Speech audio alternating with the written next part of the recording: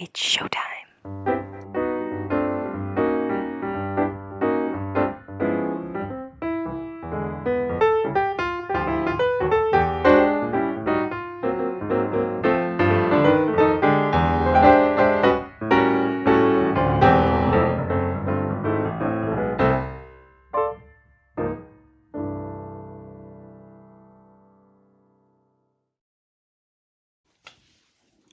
Hello and welcome to Musical Lyrical Lingo. We're your hosts, Tim and LJ. Today and every week we will be discussing musicals and specifically what they taught us.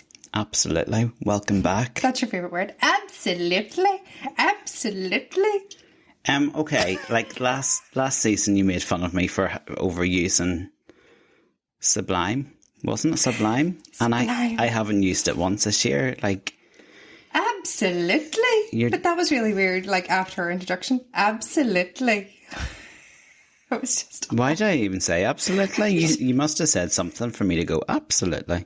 I literally said the intro. I didn't just then say absolutely for no reason. You did. That's why I was like, absolutely. Anyway, hello. Welcome to our podcast. We're Tim and LJ, two best friends who love each other and love musicals. We're the three best friends that anyone could have. Three best friends. Hopefully we won't get cut off short this week. I know, that was my fault. I'm so sorry. Apologies to your listeners. I was about to say something really poignant and very important. Were you? Yes. Always. Okay, right. Let's hold the phone a minute. It's all getting too much for me now with we now have sound effects. What's going to be... Here we go. Go on. What's going to be next week? Oh, I don't know. It depends what comes out of your mouth. Nothing but factual information and... So nothing but factual information comes out of your mouth. Can I refer back to Rocky Horror Picture Show episode? Why are you bringing that up again? Because you just said nothing. That's unfair of you. And any new listeners to the podcast this season won't have a clue what you're talking about. Well, now they need to go and listen. No, they to don't. That episode. You honestly. Friends like you, who needs enemies? Why did you just take my pen? I like playing with my pen. I need it for concentration. Aaron just took my pen off me because I was playing around with it and it's probably coming across in the sound. I need my pen, okay? It's like my wee fidgety thing. I like playing with my pen. That's, yeah. Do you not like have a wee thing that keeps you focused and on track? Yeah, no, I do. And What's usually that? I do play with the lid of a pen. There you go, you see?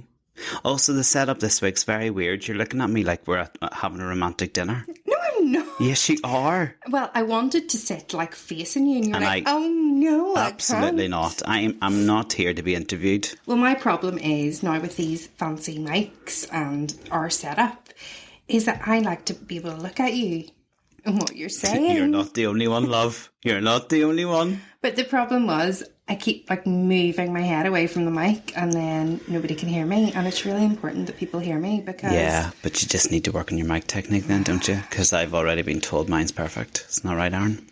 Yep. See? Anyway, how are we doing? We're doing good. I've missed you. That was me that hit that button. Right, enough Okay. of the cheap, tacky sound effects. Okay. They don't add to your podcast, folks. Why are you laughing? It's true. I don't know. It's just your facial expression sometimes cracks me See, up. that's why you had to be facing me, didn't you? That's why I have to face you. Yeah. Yeah. All good? Yes, all good. All good. What's the buzz? Tell me what's happening. What's the buzz? Tell me what's happening. What's the buzz? Tell me what's happening. I am so excited. Tell me what's happening. Excited. What's the buzz? I love this musical that we're talking about. Yeah, I know, so do I. I think that's why I'm kind of like, come on, let's get into it. Yeah, you're very excited tonight, aren't you? Yeah, I am really excited. Okay. Is it just because we've had St. Paddy's Day, or... Oh, yeah, and like the Skulls Cup was just on a few hours ago. Oh, I didn't even watch it. I forgot it was on. Or a disgrace. Lauren has absolutely no affiliation with any of the teams that were playing in the Schools Cup, nor has she ever, but is obsessed and has to watch it every year. Yep. For anybody who doesn't know what we're talking about, in Northern Ireland, there's like a Schools Cup where it's rugby. all the schools rugby teams like compete against each other, and the final is always held on St. Patrick's Day.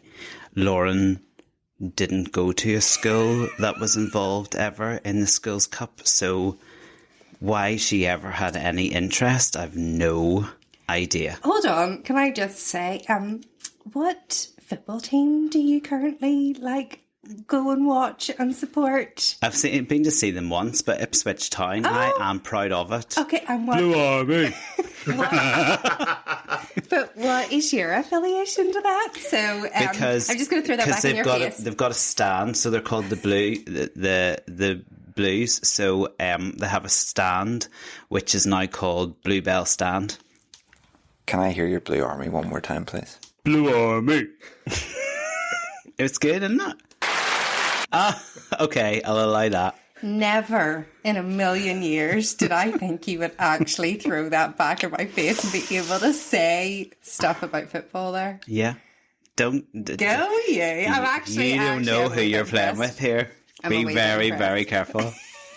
Anyway, what musical are we talking about this week? We are talking about Jesus Christ. Superstar. Thank you for coming in there. It's okay. It's getting a bit high, wasn't it? Yeah. I didn't think I'd Yes, be able to carry that you out. started just a wee bit high. Oh, what a musical. It's fabulous, isn't it? Definitely top 5. Like, if not number 1 or number cool. 2 or number 3 or number 4, it's definitely number 5. Okay, you're just weird. Like, honestly, Lauren. Definitely top 5. Not 1, not 2, not 3, not 4, but definitely 5. You always said, if it's not. If it's not, yeah. Sometimes it depends on your mood. But just say top 5. I know. Anywhere within that range. Okay, so this musical is in my top 5. This one makes me feel happy and I enjoy the music. I don't know, actually, isn't it weird? Because there's death in this one too. Yeah, listen, I woke up the other day to a message from one of the listeners going, what is wrong with Lauren? After they'd listened to the Evita episode, I said there's a lot of things wrong with Lauren, but too many for one text message. That is so funny. What is wrong with Lauren? Yeah, there's a And then lot. when I listened back to it, the number of times we contradict ourselves in one episode is quite hilarious. I think we just do that. And then I just get cut off at the end when I'm about to come up with something very, very poignant and important. Anyway, so why do you like it? It does have death. It does have death. Why do I like it? I think the music is spectacular. Yeah. Spectacular. I was obsessed for a while with all of the movies, like the 73, the 99, which came out in 2000, and then went to see the arena tour. Yeah, you see, as movies go, the 73 one doesn't catch me. No, or and catch my interest. I get that, but I think because I love the music, I was willing to watch it. Yeah, I adored the 1999 stroke 2001. It was fabulous. Yeah. Really good. It was good. And then I went to see the arena tour. Also, I loved the Andrew Lloyd Webber's Search for a Star, series too, that kind of led to that Although arena a bit tour. weird. Let's search for Jesus. I know. It was a lot. Yeah, I Like suppose you it could can be. get by Maria or Nancy or Joseph, but when they were doing a search for Jesus, I was like, okay, like this is a lot. Yeah. This is a lot. Yeah, true. It maybe could have been taken the wrong way. Yeah. I was going to say it's a really great story, but you know what I mean? Like, Yeah. I don't know. Like, I did go to church. I would still go to church and things like that. So the Jesus story, and especially the crucifixion and the resurrection, which obviously doesn't happen in the musical, but we'll talk about that. it does have a huge meaning, but I just love this musical. I think because it's that rock opera, and I do have a real love of rock. You're a rock chick. I wouldn't say I'm a rock chick, but I do really appreciate rock music. Yeah. Yeah. What about you? How do you feel about it? You're eclectic in your musical tastes. 1,000%. Or your music tastes. Yeah. As well as your musical tastes. Yeah. I agree. Yeah, I love it. I very much so. And I wouldn't be an overly rocky person, but I love this show. And I think you're right. I think it's probably up there with one of Andrew Lloyd Webber's best. Yeah, I would say so. To be fair, it and Evita that we looked at last week are probably my top two of his, to be honest with you, musically. Yes, okay. Yeah, I'll let you I think and it's interesting though, isn't it? Because Evita was like operatic in style. Yes. But this is also operatic, but like a rock opera. Yeah. And that's what they classify it as, Jesus Christ Superstar, the rock opera. Yeah. No, it's fabulous. And staging wise, and creatively, that side of me, it's open to all interpretations as to how you stage it, how you set it, which is also quite exciting. Do you know what I mean? So no production that you ever go to see of it is ever the same as a previous. Do you know what I mean? Which is quite exciting. Yeah, no, I like that. You're not seeing the same carbon copy of it. However, we'll maybe get on to an interesting fact with regards to like carbon copy productions later. Yeah. But yeah, it's definitely, it hooked me, and I don't think I fully fell in love with it until I got the opportunity of being in it. Oh, okay. And being involved in the process of putting it together. It like brought a whole new love of it. Yeah. Almost the same feeling I had when I did Rent. Okay. I really loved Rent, and then I was in a production of Rent, and then it brought my love of Rent to a whole new level. Yeah. This was kind of the same. I really loved it, loved listening to the soundtrack, and then was in it. I was one of the 12 apostles. Thank you very much. Special person. And my love for it just grew and grew and grew. So yeah. Shall we do some background on it then? Yeah. Are you doing background, or did you do your research this week, Lauren? I always do my research. Of course you do. Unless it's Evita, which gives you the heebie-jeebies. And then you go stuff that. Okay, A Sung Through Rock Opera by Andrew Lloyd Webber and lyrics by Tim Rice. It is loosely based on the Gospels account of the Passion, Jesus in his final days. I love that, loosely based. I'm sure we'll delve into that, will we? So much of the plot does feature Judas, who is rather unhappy with Jesus. And you sort of feel that tension from the very beginning. It did start as a concept album in 1970s, and I think that this is why some of these musicals that Andrew Lloyd Webber and Tim Rice did have lasted so long, because they started as something else and evolved into what we know of it today. Yeah. So this concept album in 1970 then went to Broadway in 71, which I found really unusual that it went to Broadway before West End, because America took it, like, really absorbed it way more than English audiences. Yeah, do you think it was, so like that single Superstar was released late 1969 and then the album 1970, but there was a massive BBC ban on the album, which limited its impact in the UK, I think. But it took off when when they released it in the USA, topping the Billboard charts in 1971.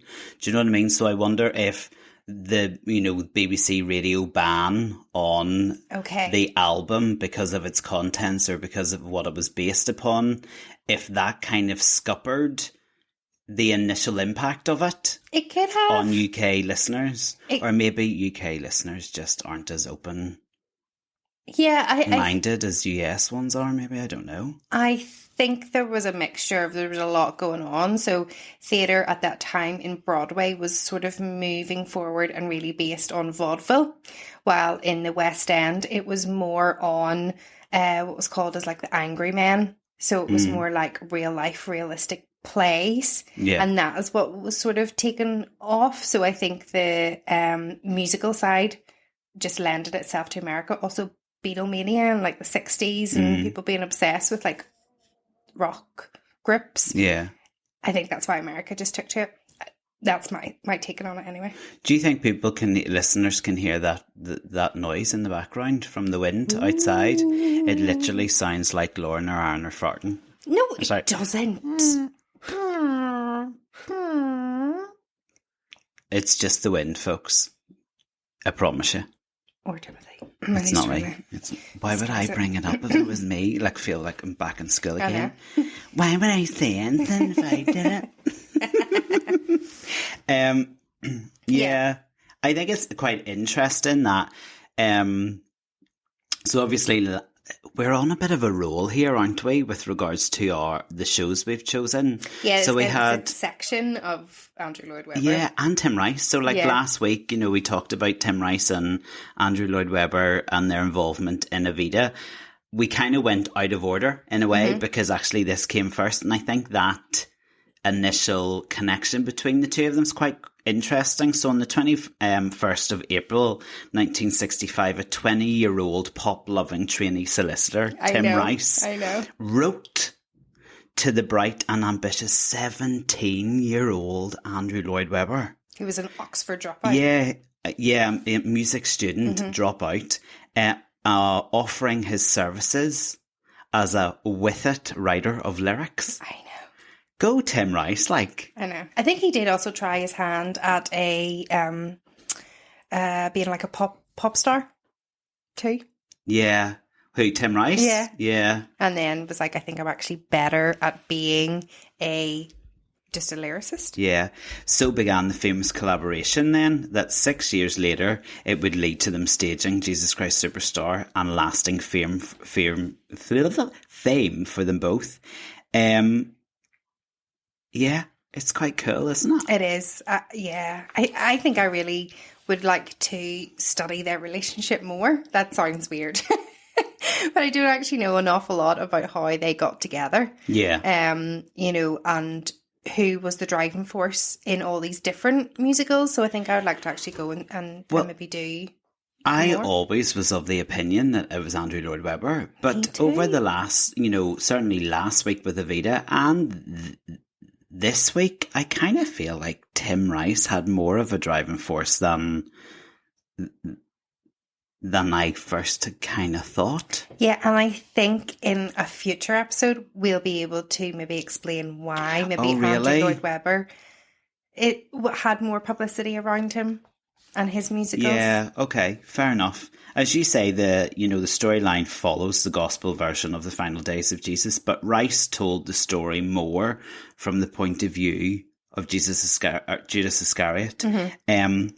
Not least from that dramatic opening, Heaven on Their Minds, where Judas wrestles with his doubts about Jesus as the divine saviour. Also, Rice placed a particular emphasis on Mary Magdalene's relationship with Jesus. And I Don't Know How to Love Him, and played with those like misgivings Jesus himself had over his role as the Messiah in Gethsemane. Yep. And I thought, okay, interesting, like that Tim Rice drove those narratives. Yeah. So really interesting that you said those two things, because I've got some fun facts about that.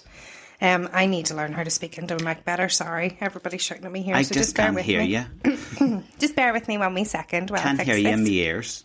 So, it was actually a Bob Dylan lyric, which did inspire the entire musical to be taken from Judas Iscariot's point of view. Oh, okay. So, Bob Dylan sings a line, "Did Judas Iscariot have God at his side?" in the 1964 song "With God on Our Side." Oh. So that then inspired Rice to think of it from Judas Iscariot, and that is, we hear that a lot. Yeah. You know, throughout the musical. And then I Don't Know How to Love Him, which is sung by Mary. It was actually a reworked song from the duo who wrote a song in 1967 called I Love the Kansas Morning. And then they changed it into I Don't Know How to Love Him. Wow. Okay. So, yeah. Both those facts I had no idea. So there you go. That's very cool. I think another person that's quite important that we haven't mentioned yet is Robert Stigwood. Yes. Promoter and producer. So he was kind of watching this phenomenon of the concept album, like, taken off in America, and he was the one that saw potential as Superstar being, you know, a show. So he bought the performing rights and planned its Broadway opening. Yeah. He also then kind of was pivotal in the, you know, the lasting legs that Jesus Christ Superstars had. He saw the potential for the licensing of this show. Yeah. A show based on a universally recognised story that could be staged in many countries. So it was because of him, for the first time, the original production was replicated and licensed worldwide. Which was so unique at that time. 100%. You know, a seismic moment in musical theatre history. I know. Wow. Oh, here. I might be getting a bonus. Yeah, I think so. You literally made Aaron him. just like looked up and went, okay. You used a big word. Which is the clap, the C. Thank you. I'll take it. Okay, let it go. What type of moment was it? Seismic. Oh. He's dumbfounded. He doesn't even know what to say. Don't try and plan a witty comeback. No. Stay with us. We'll be right back. Love the catchy tunes and insightful discussions on Musical Lyrical Lingo? Why would you not? Now you can reap your fandom. Ooh, we've got fans. And show off your love of all things musical theatre with our exclusive merchandise. Ooh.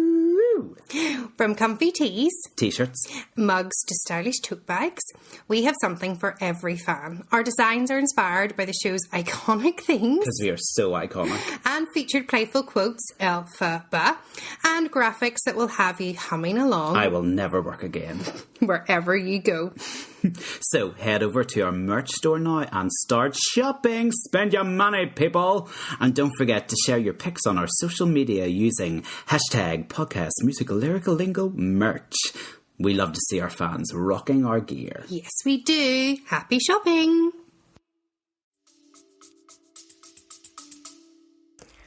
Yes, so because of that Superstar, Ness, I just want to go into that. You reminded me, and everybody knows that my brain works in loads of different ways.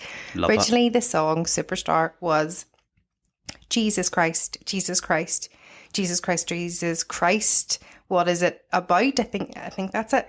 But as he was writing it, Rice was writing it, he seen an image of Tom Jones, which just said #1 superstar with no name attached to it.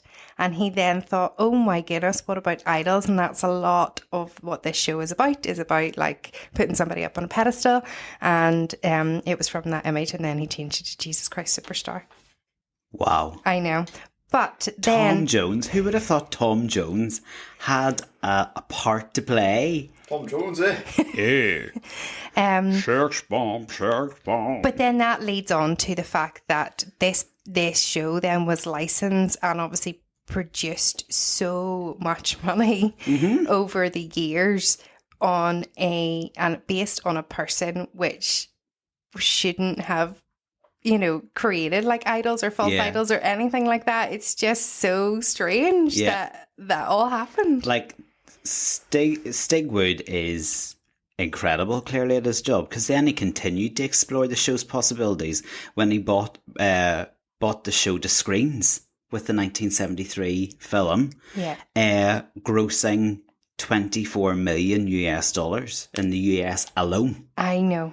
Now, Andrew Lloyd Webber and Tim Rice were sort of kept away from the 73 Interesting. film. And I think after I learnt that fact, whenever you look back at some of or even watch the film or watch some of the clips from the 1973 film, the arrangement of some of the music doesn't really carry over. Yeah. And it's not as powerful as maybe the 2001 would be, or the arena tour, or if you see it live. Yeah.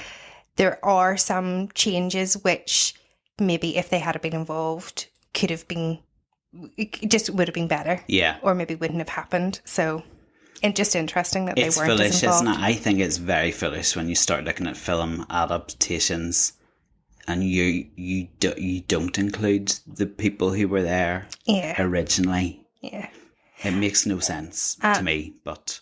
And we will talk about this more come November, whenever we are watching a part one of a musical that has been turned into a movie. I know how you feel about pro shots, but for me, pro shots are the way to film musicals. I don't have a love for musicals being turned into films because they're on the stage is how we need to see them. I do live in fear for the Wicked movie. I so much of me wants it to be spectacular, but I am concerned. Quietly concerned, but we'll see. We'll still be there. We'll still be there. Hopefully we're still here come November. Tomo Horgan was hired to direct and bring the same success of Superstar that he had brought to 1986 production of Hair. Mm-hmm. Horgan's spectacular and overblown production concept included flying angels, laser beams, dancing dwarfs, and a crucifixion set against a golden triangle, all at a cost of $700,000. And after all of that, Andrew Lloyd Webber hated it and has since referred to the original New York staging as a vulgar travesty. A vulgar travesty. He's my one goodness. with words, like he is. And the proof's in the pudding, because the success of the simpler staging of the original London production then followed that. Mm-hmm. So they stripped it all away, and it was more successul because the music does the work. Yeah. You don't need... The music and the story is all you need for this show. Like, you need some really good performers. Oh God, yeah. Actually, if you don't have the voices, you're screwed. Like, you're really screwed. Yeah. But it should be basic enough that you don't need flashiness in order to tell the story. Yeah, in any sense. It did open to mixed reviews, but Advances had already bought in more than $1 million. It did, however, attract a lot of controversy and a lot of demonstrations. Yeah, there's a lot, like some controversy from the musical because of the no resurrection. No, it is that I feel is open to interpretation, because in a lot of productions that I've seen or the films, there's definitely a moment where Jesus disappears from the cross, and it's up to you then to see if he comes back or not. You know, a clever director can certainly nod to the possibility of a resurrection without, obviously with licensing, you have to be really careful because you can't change. Hey guys, I'm here. Yeah, you can't. You can't change the musical plot the way it's been written and licensed, but a clever director can certainly nod to there's more to this story than it ending with the crucifixion. And I think this is the part that blows my mind about another musical. So there have been a lot of demonstrations, as you say, a lot of protests outside anytime that it's performed in our big theatre in Belfast Grand Opera House. You know, there's a lot of church groups find it very offensive and will hold protests outside. But yet whenever any time Book of Mormon is on, you always have like Mormons saying, if you liked what you sing, please give us a shout. You know, they see it as a recruitment drive. Absolutely. Yeah, good for them. And I know that some Christian leaders did sort of say about the musical is if it encourages you to pick up the Bible and learn for yourself what happened, then that can only be a good thing. And we need to focus on that rather than maybe focus on what they don't do, maybe what the show could be doing. So, and certainly, when we did it in Belfast, we did have those demonstrations. And I love them, but our director went out and spoke to them and said, you know, what is your issue? Like, why are you protesting or demonstrating? Are you coming in to see the production? Have you come to see it? And his argument was, but you're not coming to see how we're depicting any of this. So how can you stand out here and protest about it? Shut it down whenever you haven't seen it. You know, feel free to come in and see it. They would have struggled because it was a sellout production. And I thought, good for you. Like, good for you. Yeah. I get how they might feel attacked, particularly for the sympathetic portrayal of Judas. In but parts. again, I think that just depends on interpretation and how you choose to sympathise towards a character. So these are the global excuses for these protests. That's what's people, you know, they've said. And also that less than spiritual relationship between Mary Magdalene and Jesus in the show. Again, as you say, depending on how it's played. Many Christians demonstrated outside the theatres, whilst Jewish groups also were unhappy with what they saw as anti-Semitic portrayal of some of the Jewish characters, such as the villainous depiction of the priests Caiaphas and Annas. Yes. And I understand that a wee bit more. Me too. Maybe than, you know, the Christian demonstrations. Do you know what I mean? Some of the picketers' signs included, "This play is blasphemous, burn Andrew Lloyd Webber." Oh. Now, in my opinion, if you're a Christian and you're putting that on a placard, you need to have a good out talking to yourself before you come and demonstrate outside a show. Did the big man not say himself, "Forgive them, for they know not what they're doing," or something? Exactly. Round of applause. You know? Absolutely. Exactly. So by the 80s, Jesus Christ Superstar had grossed more than $237 million. Yeah, that is a lot. It was the longest running until it was overtaken by some Jellicle Cats. Yes, indeed. So the Broadway production closed after only 711 performances. Then opening on the 9th of August 1972 at the Palace Theatre in London, it ran for 8 years and 3,358 performances. The London production grossing about £8 million. Unbelievable. Yeah, it has since played in more than 40 countries. To date, grossing over $190 million. The show is constantly revived on tour somewhere in the world. Yeah. And I love it. And I think it should be. I think people 100%. should always be able to have some form of access to Jesus Christ Superstar. Yeah. Just to briefly go back to the 1973 film. Mm-hmm. So Ted Neely stars as Jesus in that. No, he's good. He is fantastic. Yeah. And there is a... what do you call that? There is a film on YouTube. A documentary? There is a documentary. Have we got through 2 episodes where there hasn't been a documentary mentioned? There is a documentary by Staged Right on YouTube, but that's not what I was going to say. There is an anniversary video of Ted Neely from last year when it was the 50th anniversary of the film, and he is singing Gethsemane. Oh. And he's just as good as he was in the 70s, and it is... Isn't that incredible? Quite like hair standing up. Quite like wow. I'll have to listen to that. Yeah, do search for it. But did you know in the 1973 film there were 3 people in it who we spoke about in a couple of previous episodes?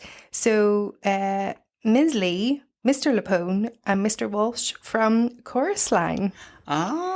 Yeah, so they were some dancers and they ended up being in the original Chorus Line. That's class. Yeah, so I just thought that was pretty cool. Now, what amazes me about the Jesus Christ Superstar story...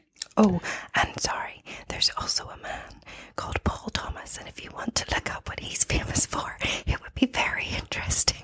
What is he famous for? Maybe some rude films. What? And he was in Jesus Christ Superstar? Yes, it's a little bit controversial. Oh, wow. Okay, I'm going to move on really quickly. We've heard of the success. Don't do it in your work laptop. No. I'm going to have to delete my browsing history here. Oh, dear. We've just talked about the success, but what amazes me is that it has been nominated for many Tony and Olivier Awards for original and revival productions. Mm-hmm. And it is still, to this day, to walk away empty-handed every single time. I don't get it. I don't understand either. I really don't. Do you think it's a fear thing? Do you think people think, oh, well, if we're award this, then we're going to get a lot of backlash from the churches? I couldn't tell you. I don't know. It just blows my mind. Like, really blows my mind. I can't quite understand. Yeah.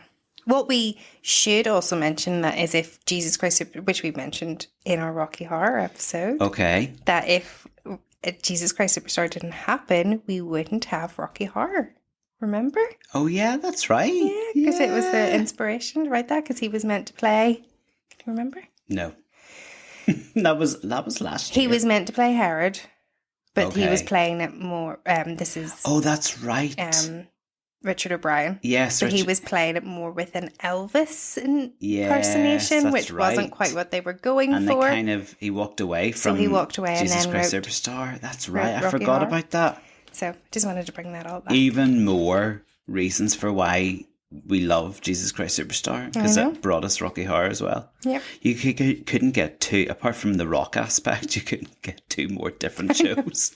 I know. Anyway, shall we move on to our musical lyrical lingos then? Yes, please. Do you want to start? Yeah, well, we started the episode by, apart from our wee argument for the first 2 seconds, we did start to having a wee sing song. What's the buzz? Tell me what's happening. What's the buzz? And I suppose we did do something that was one of my musical lyrical lingos in that. What was that?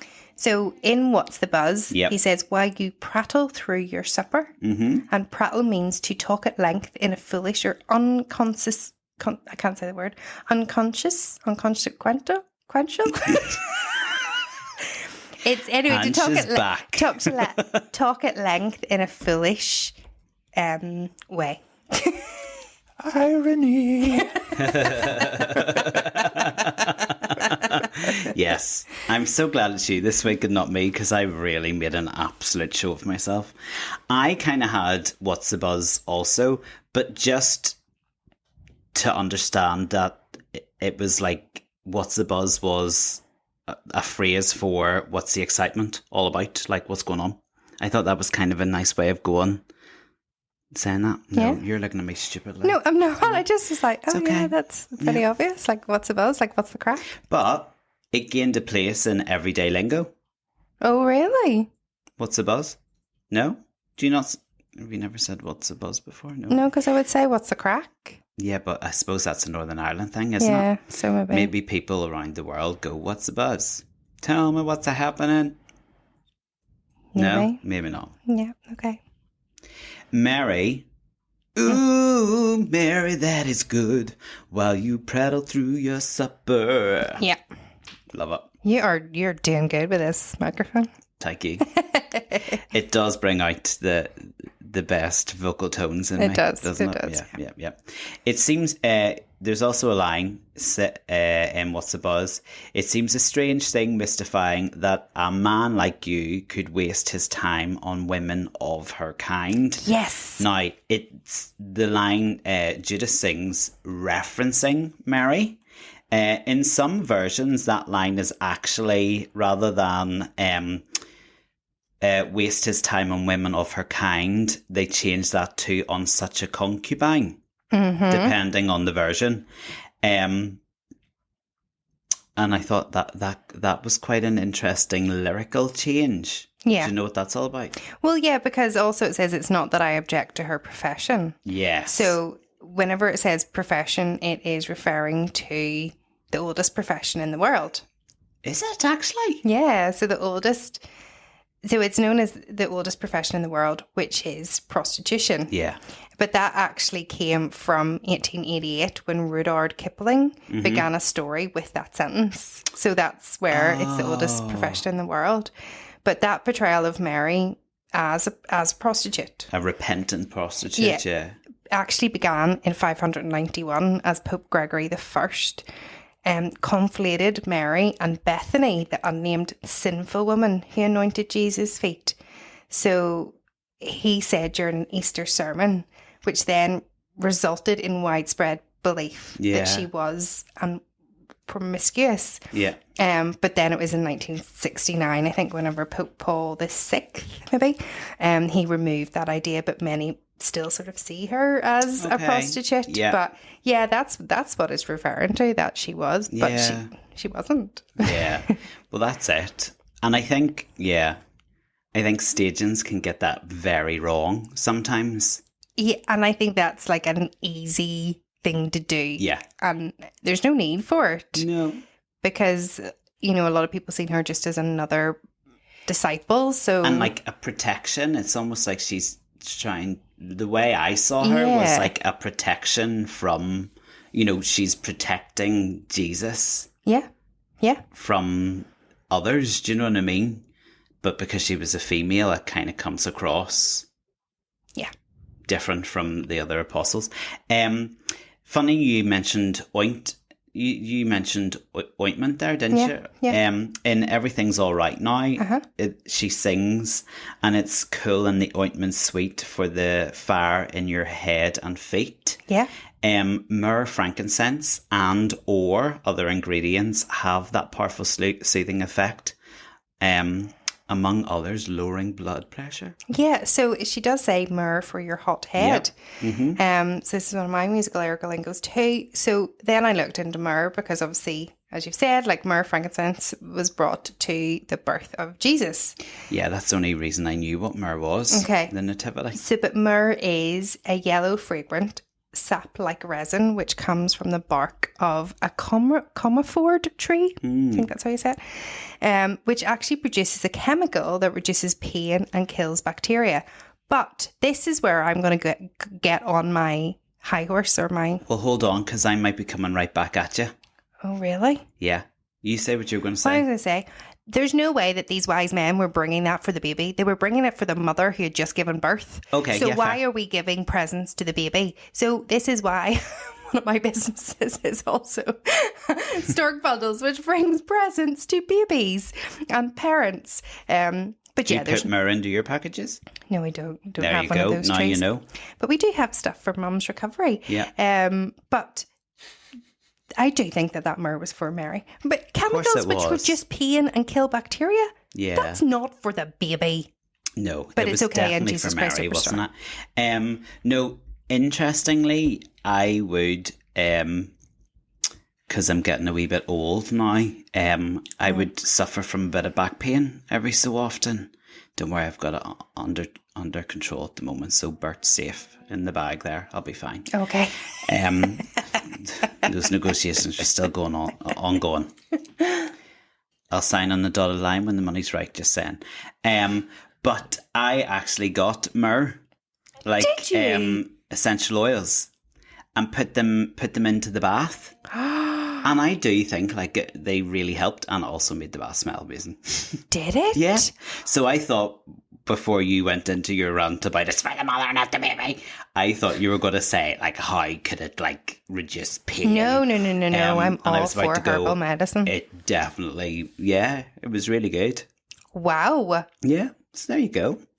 Good old myrrh. Well, there just shows you that Mary knew what to do with it, and she was putting it on his head for the pain and his hot head. He maybe had a fever. Yeah, someone who wasn't happy though was Judas. In the was same not. number, Everything's All Right Now, he sings, "Woman, your fine ointment, brand new, inexpensive, could have been saved for the poor. We could have raised maybe 300 silver pieces or more." Thank you. I'm available, UK tour, if you want me. Just saying. Ooh, that was good. yeah. It was the wee shoulders going on all. Oh, you have to get into it. How was the mic control of that all right, Aaron? Great. I think I'm impressing Aaron tonight. Actually, that lyric is a quote from John 12. Oh, okay. Verse 5, which says, why wasn't this perfume sold for 300 silver coins and the money given to the poor? Well done, Mr. Tim Rice. Very good. 10 times the price Judas got for betraying Jesus, which was said to be the price of a slave in those days. So historically, this illustrates just how cheap human life was. Yeah. That 10 slaves for the price of a bottle of high-ended perfume. Mad, right? Yeah, that's a bit grim. Yeah, well, it is a bit grim. I thought that too. Shall we move on to Hosanna then? Well, yeah. Well, I have Damn for All Time. So do you want to do what comes, Hosanna? What comes Damn for All Times first, next? actually? You go. Yeah. You go next. I do like doing them in order. I think it helps me and the listeners, hopefully. So Damn Just for All helps me. Time is sung by Judas. And this was the first time that I'd heard about blood money. Yeah. So it goes, I don't want your blood money. Yeah, so blood money is a payment or compensation that has been obtained at the cost of another's life. So I always thought, the first time I'd heard blood money was definitely through Jesus Christ Superstar. And I didn't realise that life always had to be involved in it. I thought that it was just like selling somebody out. Like or dirty money? Like dirty money, Yeah. but yes, but blood money is definitely the life. I really like that song. It's fantastic. But then I really like Judas. Yeah. So, yeah. I think this is a thing, like, it's really hard to pick, like, favourite songs from this musical because they are all so good. They're fantastic. You know, like, Judas has brilliant songs. Mm-hmm. Jesus has brilliant songs. And even Mary, although she doesn't have as many songs, like, her songs are good. Yeah. Do you know what I mean? Hosanna, from Hebrew, meaning please save, rescue us. But however, the rest of that number is gibberish. Yeah. Hosanna, Hosanna, Hosanna, Hosanna, Hosanna, Hosanna, Hosanna. You're off chin. I was trying to go down. I know, we did try a harmony there, it just didn't work. No. Sorry, guys. We'll try harder next time. Pilate. We haven't talked about Pilate yet. No. He has great wee sing songs in this too. He does, and I think if you've got a really good pilot, then again that can be a really enticing character, and you're kind of going, oh, okay, that's a different way to look at that story. Yeah, exactly. Yeah. So in the song Pilate and Jesus, where Jesus is brought before Pilate, he says, you look so small, not like a king at all. There is no evidence of disparity in size between Pilate and Jesus. However, from the prefect's elevated seats, everybody probably looks small. Yeah. There you go. Sitting on a throne, like looking down on someone, they are going to look small, aren't they? Yeah, true. So that's where that expression, looking down on somebody, comes from. God, you're good. That's why I do this podcast with you. Maybe. Maybe that is. What about you? I had Last Supper. Have you got anything for that? No. Okay. So it says, like a common criminal, a wounded animal, a jaded mandarin. Jaded mandarin. A jaded mandarin. A jaded mandarin. Also, Sorry, it was like Gollum had just arrived. You were saying that. That's Mic work impeccable. Gollum impression fantastic. That's so rude. Do it again. But that's how he sings it, because he's a jaded mandarin. A jaded mandarin. first of all, let's appreciate that line, jaded mandarin. Like, I just think there's something musically wonderful about that. What does it mean? But then we know from last week, Yes. jade is like a worn out prostitute. Yep. But a jaded mandarin is a worn out wise man, or somebody who is no longer powerful, a has-been. Ah, very good. I have to say, I think maybe I'm repeating myself now, but my admiration for Tim Rice has definitely gone up over the last couple of weeks. Yeah, definitely. Yeah. And I think but I think doing this podcast has made me certainly appreciate lyricists Yeah, of course. a Yeah. lot more. Yeah. And that if they're a good lyricist, every single word matters. Yeah. And there's a reason for it. That is very true. Herod's song. Uh-huh. He sings, "So you are the Christ, you're the great Jesus Christ. Prove to me that you're divine. Change this water into wine." In pretty much every production, Herod is always played as a flamboyant, over-the-top, gay and debauched character. Why? Do we know why that? Like, literally, if you think about all of the 2 films that we've passed comment about, and any production you've seen every single time without fail. But like, I thought the way Rick played it in the 2000, Rick Mayo? Mm-hmm. Well, I mean, I just thought that he was very smug. And Chris, I've forgotten his name, the radio one, DJ. Flamboyant, though. He's a king, not a queen. You should remember that. Yeah. He is a king, though, that's what I said. Okay. Do you think it was a wee bit too over? I don't ever see it. I don't really get it. I don't know why everything, like any production I've ever seen. It was just a side question, but within that song, they throw out multiple stories from the Bible. So they talk about "Walk Across My Swimming Pool," which is a nod to Jesus walking across water. "Feed my household with this bread. You could do it on your head." Is talking about the loaves and the fishes. Mm-hmm. So I thought you were laughing there. I thought you were like, ha ha ha. It's like, what's so funny about the loaves and fishes? That was really cool what Jesus was able to do. 40 loaves? Yeah. So I thought that was quite cool that Tim Rice was able to throw in like multiple other stories in there.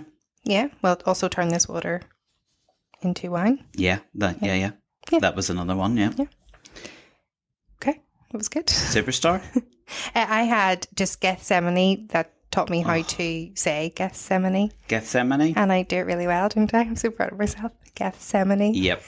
Gethsemane. The Garden of Gethsemane. Gethsemane. He says, "Show me a little of your omnipresent brain." Yep.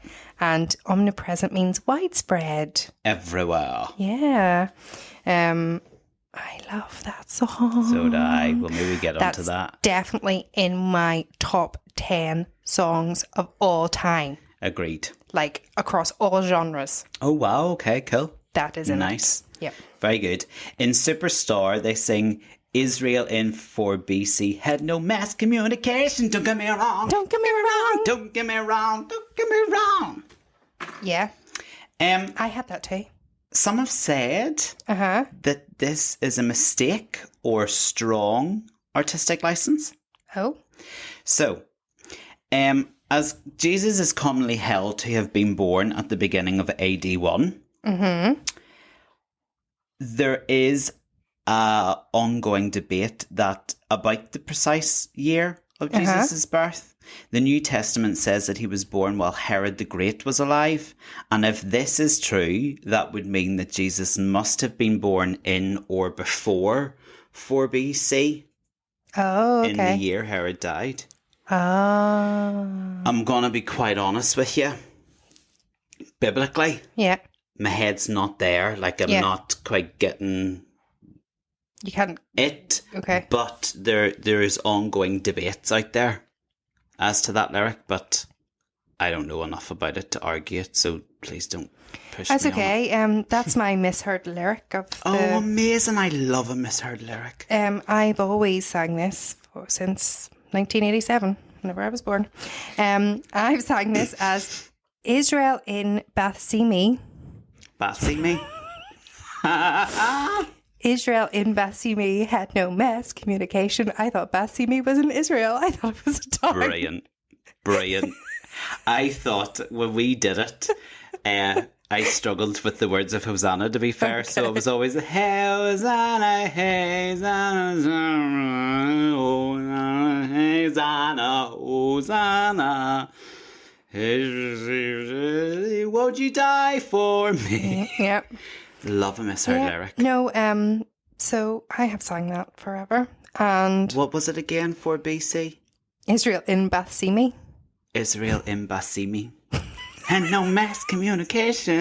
And whenever you watch, Tim Minchin, did I say it right? In particular, he actually even holds 4 up. I still didn't get it. Thought it was just a cool wee.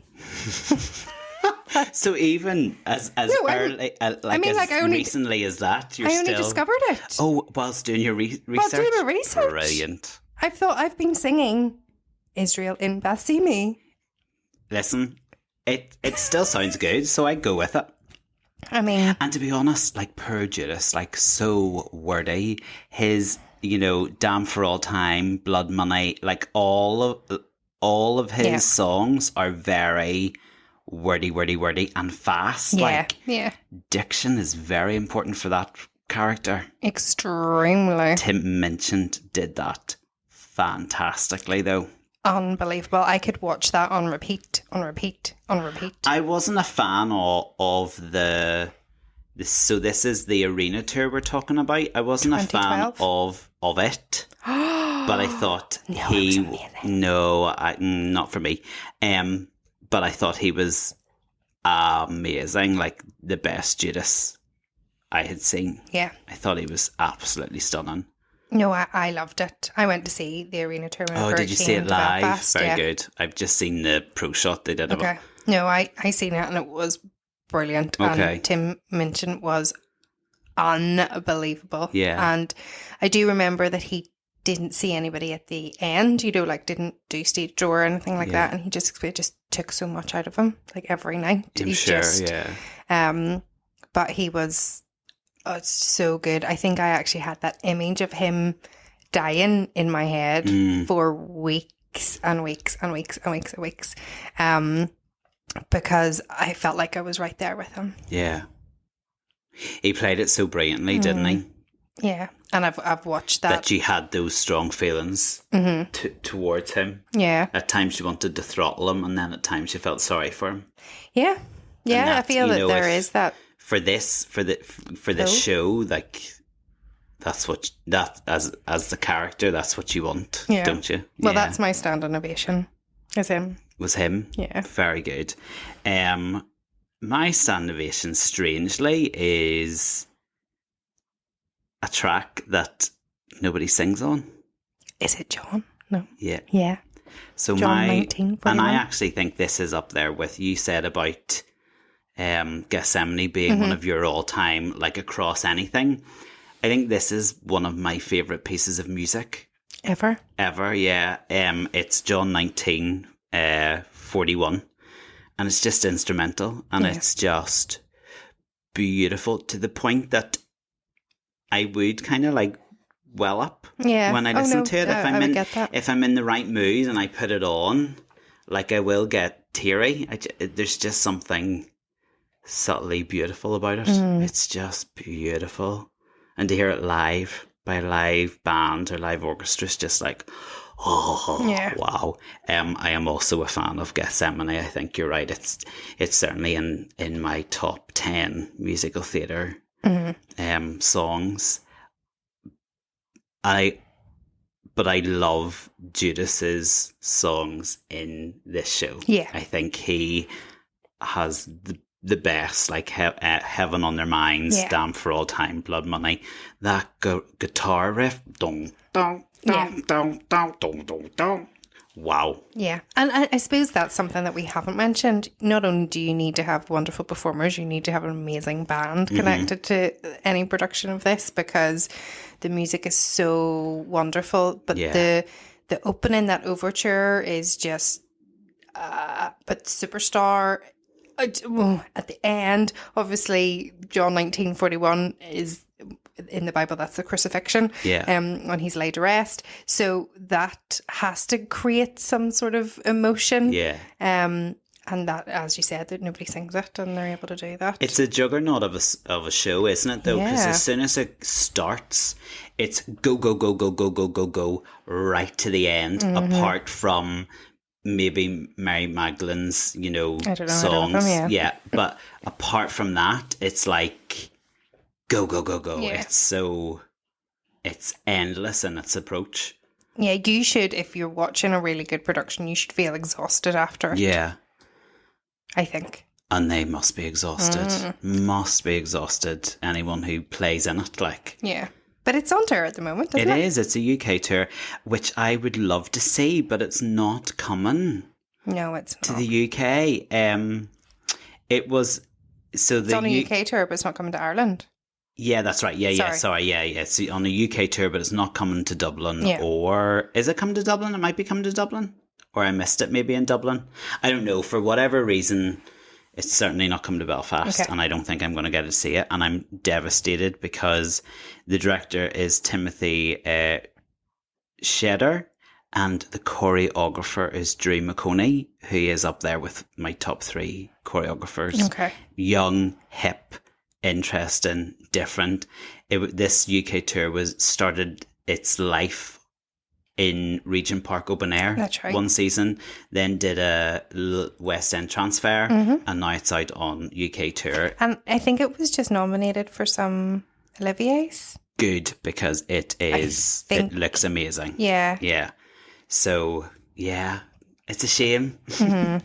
It's a shame I'm not going to see it. Because, do you know what? It's been a long time since I've seen a production of Jesus Christ Superstar.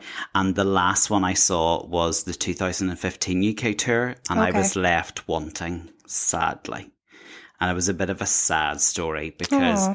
Glenn Carter, Mm-hmm. who was the Jesus in the 1999 Yeah, the 2000. film of it, and he was amazing, he's very good. sensational. He was on the 2015 UK tour, still playing Jesus. Oh.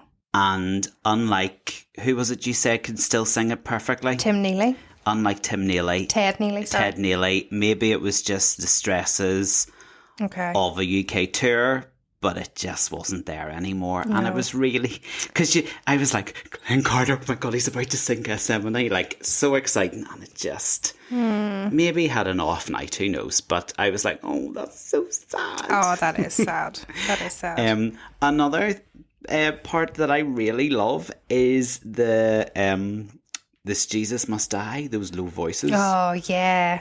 That can be a bit freaky. Sometimes I Scary. find that a bit... I was about to say, how do No. you cope with that in your I sometimes delicate skip ways? that bit. Okay. If I'm just listening to checking. the album, I would skip that bit. Yeah. Obviously, I can't skip it, but I would not watch it. I would maybe look off into the far distance.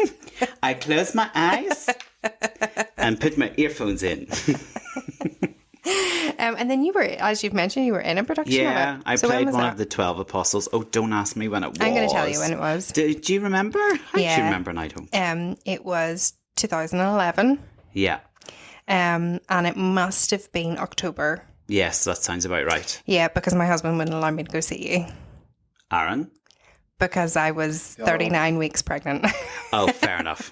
And I was like, what is Jesus Christ Superstar? And they said it, and he was Yeah. like, no.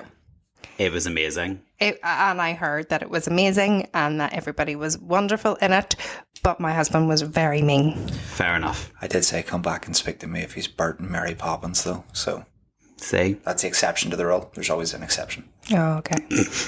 It was brilliant. And as I said at the beginning, like I had a love for Jesus Christ Superstar, but then when you are involved in that process of putting it together, it's one of those special shows. Do you know what I mean? The bond you have to have, especially your 12 Yeah, disciples or apostles. Yeah. Like there is a bond there that you mentioned the Last Supper earlier, and I think I let out because I just remember the rehearsal process for that, and it was really special. Similarly to that scene in Godspell, I was going actually. to say it always reminds me of that, and especially because I have anytime that scene in Godspell, I just think of the time your dad directed us in it, and we had a very special moment for that. So yeah, it's funny, moments like that stay with you, don't they? However, to bring us all back down to earth, I always seem to end up at the arse of a donkey or a horse somehow. Like, seriously. You're choosing, or somebody? Not my choosing, Lauren. Not my choosing. No. Because I remember Oklahoma, the same bloody director too, he's a lot to answer for. At the end of Oklahoma, when I was in Oklahoma, I ended up standing in the finale at the rear end of the horse that brought the furry with the fringe on top on stage, right? And I was like, flip's sake, this stinks. Absolutely stinks. And then it starts shouting in front of you and you're like, seriously? This is showbiz. What was I behind in Hosanna? The donkey. A stinking donkey. We're walking around the stage we do a tour of a circle round, following the donkey with her palm leaves, and I'm like, seriously, here I am again at the back end of an ass. Like, I don't know what I've done in a previous life to deserve such treatment, but anyway. Honestly, true fact. Like, I've no idea. So I don't really perform anymore, but I certainly avoid any shows that might require it's in your an contract. animal of some sort. Is there an animal? And if so, I'm not going to be at the rear end. I am not interested. Pick up your own shit. Anyway. Yeah, so there we go. Well, that was a fun episode. It was great. It's nice to do a wee musical every so often that both of us really like. I know. Yeah.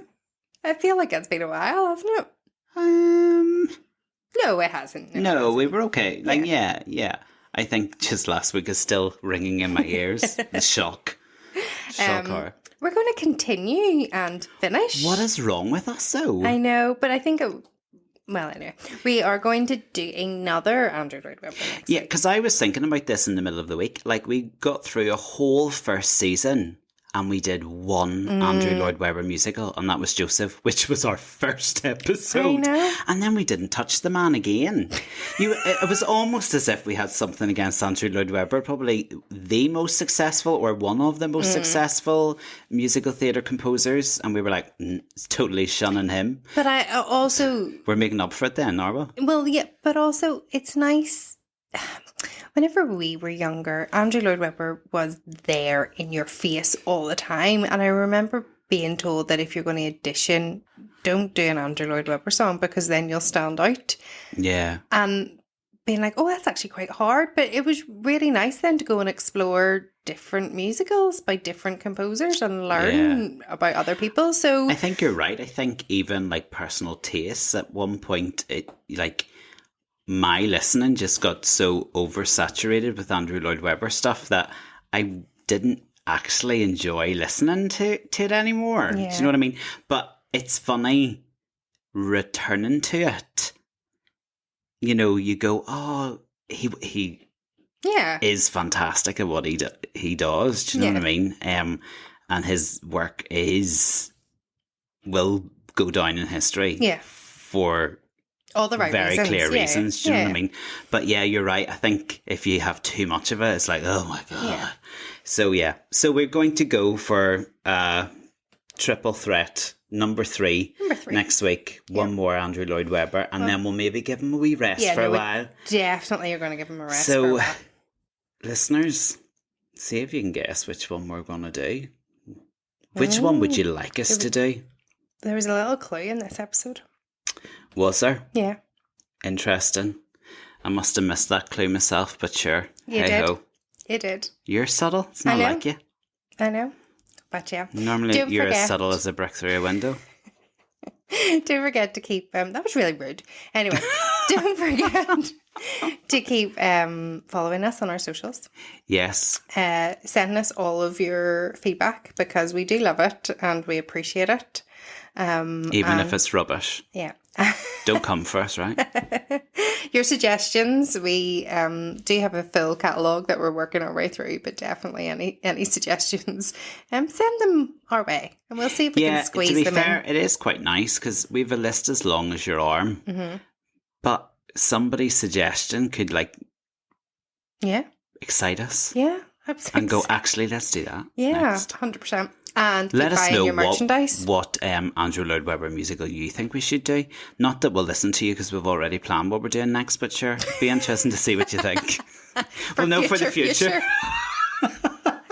Well, maybe pay attention to it. Well, maybe listen to our listeners. Who knows? I'm only joking you. We really value you. Yeah, I still can't believe you're with us on this journey. It's actually hilarious that we're still going. I know. And I think technically this is our 50th episode. Oh my goodness, it is. How did we get to that without saying anything until the very end? I know. 50 episodes. 50. 50. Am I saying that right? Yeah. That is so bizarre. Like, we didn't even start a year ago. That's mad. I know. Mental. Should we get t-shirts saying 50 on the back? No, because then people will think we're 50. That's true. 40's bad enough. Yeah, very good. Keep buying the merchandise. Yeah, you're folks. doing good. You're doing good. Do send us pictures. And there should be some new images, especially, Timothy's. I like to play with my pen. the more clangers we come off with during recording. Quack. All of those. All of those. It was a good quack. It was very good. It was very good. Well, until next week. Bye. Funny with animal noises there, actually. What? Quack. Just said Animal bye. noises next week. Oh. Oh, yeah, I know you got in with your bye just far too quick. Let's do it again. 1, 2, 3. Bye. Bye. You had to have a last word there. Of course.